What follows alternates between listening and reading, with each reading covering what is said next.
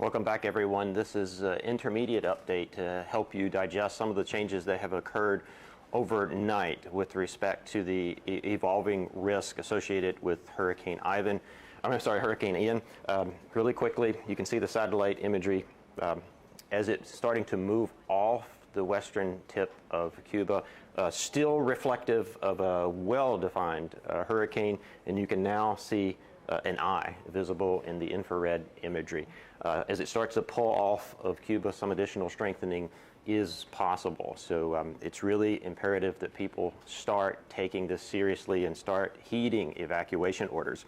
If we look at the latest statistics on Ian, it's now maximum sustained winds 125 miles per hour, which makes it a Category 3 hurricane on the Saffir-Simpson scale. And notably, the motion is now moving north now. So it's making the turn that we have been talking about all week. Let's go back to the warnings. The biggest thing this morning to make you aware of is the red area is the hurricane warning. So this is where hurricane conditions are expected. Somewhere within this warning area has been shifted south. It's been shifted south to reflect a little bit of the evolution and the projected path of the storm. So people here in Southwest Florida, you really need to be paying attention. You probably heard your cell phones go off this morning to denote the hurricane warning.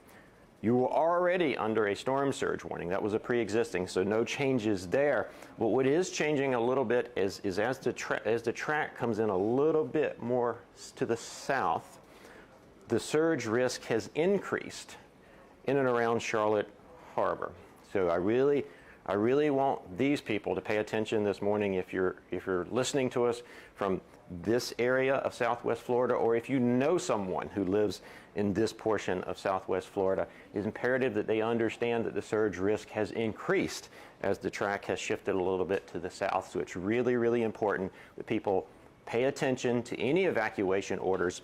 And we're also starting to run out of time too. So if you're ordered to go, you really got to start doing so, because one of the aspects of this storm that's probably going to catch people a little off guard is the rain shield is going to swing out in front of it. It's been raining heavily here in South Florida all night, so the rain shield shifts out in front of it and produces significant flood risk in advance of the actual storm arrival. So don't pay attention to the exact center, where the exact center is tracked. This rain shield will sweep out ahead of it. You can see these are rainfall estimates that would go with this particular track, and you can see some values here in the 10 to 15 inch range. Now, to help you put that into context, a typical summertime thunderstorm here in Florida would put down about 1 inch.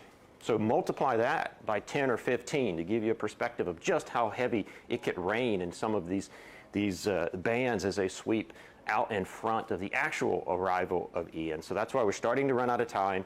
It's really critical that if you're in the path of this storm, especially if you're in an evacuation area, that you go ahead and heed the local orders soon, today.